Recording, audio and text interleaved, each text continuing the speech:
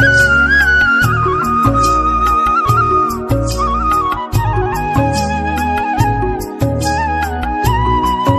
वाली गुफा। सुंदरवन में एक खूंखार शेर रहता था। वह वन के सभी जीवों के लिए मुसीबत था। जंगल के जानवर उससे इतना डरते थे कि इसकी दहाड़ सुनते ही अपने अपने प्राण बचाने के लिए इधर उधर छिप जाते थे। कभी कभी तो उस शेर को इसी कारण से भूखा भी रहना पड़ता था। एक बार शेर को कई दिनों तक कोई शिकार हाथ न लगा। वह शिकार की खोज में इधर उधर मारा मारा फिरता रहा। बहुत परिश्रम के बाद भी उसे शिकार के लिए कोई जानवर न दिखाई दिया। उसे ऐसा लगने लगा कि वह भूख से मर जाएगा। शेर शिकार की खोज में अपनी गुफा से बहुत दूर निकल आया। अचानक उसने देखा कि सामने एक बड़ी सी गुफा है जिसका द्वार खुला हुआ है। गुफा देखकर शेर के मन में विचार आया कि जरूर इस गुफा में कोई न कोई जानवर रहता होगा। इसके भीतर चलकर देखना चाहिए, हो सकता है कि कोई शिकार अंदर बैठा हो। ये सोचकर शेर गुफा के अंदर चला गया, लेकिन इस समय गुफा में कोई ना था। शेर ने सोचा, मुझे इसके भीतर चुपचाप लेटे रहना चाहिए। अंधेरा होने पर गुफा में रहने वाला जानवर अवश्य ही आएगा, तब मैं उसका शिकार करके अपनी भूख मिटा लूंगा। कुछ समय बाद अंधेरा होने लगा। रात में सारा जंगल चांदनी में नहाया हुआ था। चंद्रमा के प्रकाश में सब कुछ साफ साफ दिखाई दे रहा था। जिस गुफा में शेर घुसा था वह एक लोमड़ी की थी। लोमड़ी अन्य जानवरों की अपेक्षा तीव्र बुद्धि की मानी जाती है। रात होने पर लोमड़ी अपनी गुफा की ओर लौट रही थी। वह शीतल चांदनी का आनंद लेते हुए धीरे धीरे चल रही थी। अचानक उसकी दृष्टि धरती पर बने हुए कुछ पद चिन्हों पर पड़ी। ध्यानपूर्वक देखकर उसने जान लिया कि यह पद चिन्ह किसी शेर के हैं। शेर के पद चिन्हों को देखते हुए लोमड़ी धीरे धीरे आगे बढ़ी। ऐसा करने में उसे समय अवश्य लगा, लेकिन उसने ये देख लिया कि शेर के पैरों के निशान उसकी गुफा के भीतर गए हैं।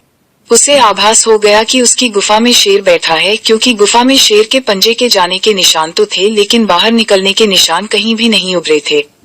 लोमड़ी ने ठंडे दिमाग से सोचा और शेर के पंजों के निशानों की पुनः बारीकी से छानबीन की, लेकिन शेर की गुफा से बाहर आने के निशान उसे न मिल सके। उसे विश्वास हो गया कि शेर अभी तक गुफा के अंदर ही है, जो कि अंदर जाते ही उस पर हमला कर देगा। शेर अंदर है या नहीं, इसको पक्के तौर पर जाने के लिए लोमड़ी ने की एक योजना बनाई।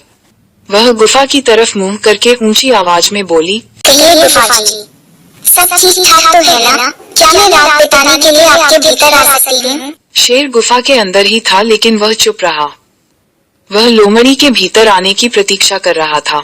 लोमड़ी ने एक बार पुनः प्रश्न को दोहराया, गुफा, ओ मेरी प्यारी गुफा, आज आप चुप क्यों हो? मुझे बताती क्यों नहीं कि मैं भीतर आऊँ या कि ना आऊँ? पहले तो कभी भी आप इस तरह शांत न रहती थी। एक बार के पूछने में ही आप उत्तर दे देती थी। आज आपको क्या हो गया है? जब तक आप मुझे अंदर आने के लिए न कहोगी, तब तक मैं भीतर नहीं आऊंगी। लोमड़ी की बातों को सुनकर शेर असमंजस में पड़ गया। वह यह नहीं सोच पा रहा था कि अब क्या करे। वह चुपचाप अंदर ही बैठा रहा। लोमड़ी ने दोबारा गुफा से दूसरे तरीके से बात करने की सोची। इस बार उसने कहा, मेरी प्यारी गुफा, आपके चुप रहने का रहस्य मैं जान रही हूँ। आज भीतर अवश्य ही कोई खूंखार जानवर बैठा है, जिसके कारण आप मुझसे बात नहीं कर रही हो। अच्छा, तो मैं चलती हूँ। शेर को लगा कि शिकार हाथ से निकल रहा है। उसने सोचा कि जरूर यह गुफा लोमड़ी से बात करती होगी। मेरे डर के मारे गुफा आज लोमड़ी से बात नहीं कर रही है। चलो गुफा की तरफ से मैं ही बोलता हूँ। ये सोचकर शेर आवाज बदलकर बोला, अरे जरा रुको प्यारी लोमड़ी, मैं गहरी नींद में सो रही थी, इसलिए आपसे बात ना कर सकी।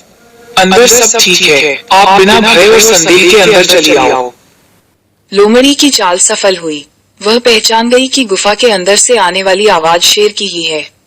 उसे पूरा विश्वास हो गया है कि शेर अभी तक गुफा के भीतर ही बैठा है। जैसे एक शेर कभी घास नहीं खाता, उसी तरह गुफा कभी बोल नहीं सकती हुजूर। आप आराम से रात भर मेरी गुफा में रहें। शुभ रात्रि। ये कहकर लोमड़ी अपने प्राण बचाने के लिए सिर पर पांव रखकर वहां से भाग निकली।